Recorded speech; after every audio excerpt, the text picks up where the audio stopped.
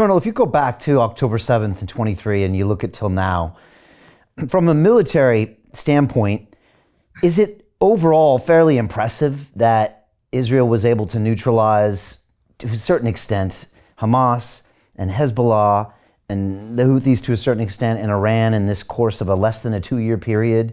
And now that we see, Syria with a new president and potentially that region shifting a little bit, can this turn into a major victory for peace in that region? I know those are kind of two separate questions, but I don't think anybody saw Israel kind of coming back so quickly, and all of these forces like Hezbollah and Iran that seemed unstoppable basically being on pause temporarily. Did that impress you or surprise you as a strategist?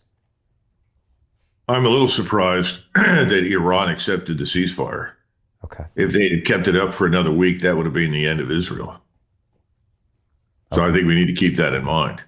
No doubt Moscow and Beijing both advised the Iranians to accept the ceasefire. Now we'll see, if that was a prudent decision or not for them over the weeks ahead. But I think we need to understand that Israel had finally struck what I would call granite and could not advance any further and risked being destroyed by Iran.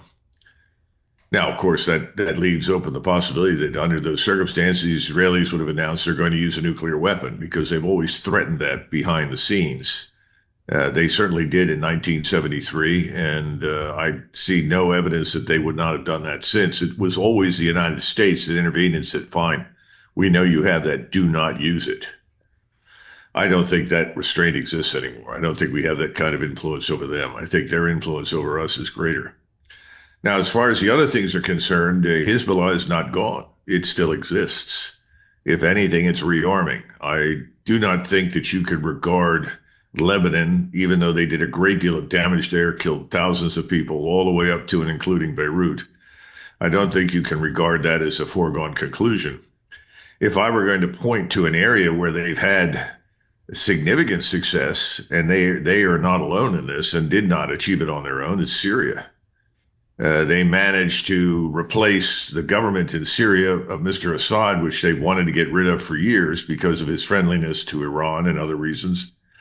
Now we have the former deputy head of al-Qaeda and a deputy head of ISIS, who has now become a president of this new Syrian republic, if you want to dignify it with that name. They're killing Christians on a routine basis. They went into a church just the other day and killed half the people in the church and burned it down.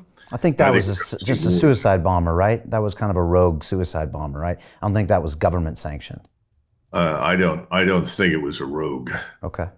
And I think we're dealing with a very vicious and dangerous regime in Syria, which is backed by Mr. Erdogan. But then again, Mr. Erdogan and the Turks actually helped to stand up ISIS to begin with. Remember that ISIS was really designed to do one thing, and that was to kill Shiites in Iraq. It was not designed to wander all over the map and kill anybody that got in its way. I think that's now more focused in Syria. And that's where Mr. Erdogan and Mr. Netanyahu have a certain condominium of interest. If they can focus Syria and the thugs that are in Syria on killing, the Shiites in Iraq, because northern Iraq right now is an area that Mr. Erdogan has his eyes on, because Mr. Erdogan is also concerned about the emergence of a Kurdish state. Peter Thiel took $500,000 and turned it into $1 billion using the exact same techniques we're using inside the investment club. He met a CEO, his name was Zuckerberg. He pitched him the deal and he said, okay, I'll give you $500,000. Mark went public and sold the shares to people like you. Well, what happened to Peter? Well, he exited and got a 2,300x return. The wealthy invest in early stage companies, folks. The public markets are for suckers. It's a rigged game. By the way, this happens in crypto as well. It's called pre-sale tokens. This is Solana. Does anybody know this chain? They sold pre-sale tokens for 4 cents. And you can see the date on there, April 5th, 2018. Look at Solana today, folks. That thing's up over 1,000x. The media and Wall Street and all these hype people get you to buy the top. Meanwhile, they put their clients in at the bottom and they use you for liquidity to make their clients rich. You can play this same game. You just have to have the financial education and the deal flow. That's it. And you have the potential for that in Syria and northern Iraq. If there's one thing that aggravates him perhaps more than anything else at this stage, it's the possibility those Kurds could come together. We and the Mossad, that is MI6, CIA, and Mossad, have worked very closely with the Kurds. And so this is a touchy area for Mr. Erdogan. At the same time, we worked very hard with Mr. Erdogan to unseat Assad and his government. So I think we have to understand. Which was a success? Do you think that was a success? Well, it depends on your view. I don't see anything particularly socially, culturally, or politically redeeming about the government in Syria. And I think at some point, Mr. Erdogan will regret what he's done because he and the Turkish military may ultimately have to go into that place. Syria is by no stretch of the imagination, in my judgment, permanently stable or a status quo member of the region. But the Sunni Islamists are very happy with it for the reasons I've outlined. Mr. Netanyahu is happy with it. And I don't think Mr. Netanyahu will have too much trouble with Mr. Erdogan, provided Mr. Netanyahu and the Israelis stay south of Damascus. Damascus has great meaning in the Islamic world, and one of the earliest Turkish sultans is interred there in one of the great mosques of Islam. In fact, when the Turkish chief of intelligence visited Damascus shortly after the fall of the previous government, he landed at Damascus airport, went instantly to the great mosque and prayed. That was done, with great symbolism in mind. It was a message at first, we Turks are back. We're serious and we are ultimately going to run the show. And secondly, Israel, do not try to occupy Damascus. Don't come up here. Now, how long will this last? Brian, how long did the Nazi-Soviet pact last? Well, it did pretty well from what was it, about August of 39 until June of 1941.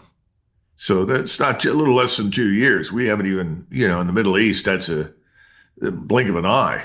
So we'll see how long this condominium of interest between the Israelis and the Turks lasts.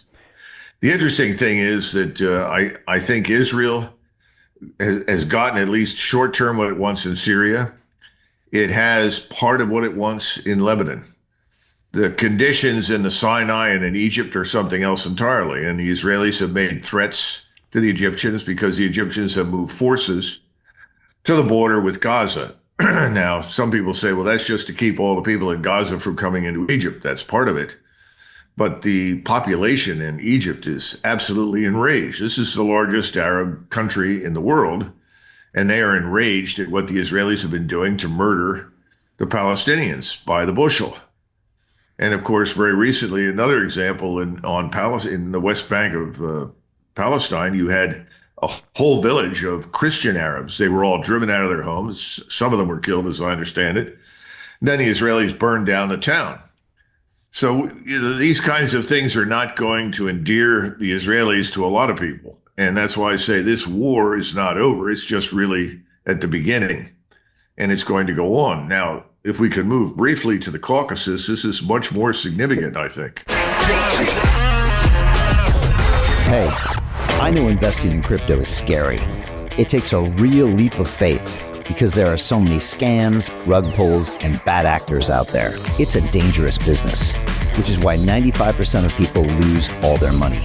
Well, that's why I created the London Real Investment Club, so you can access the hottest deals on the planet and use the crypto bull market to create the generational wealth that you deserve.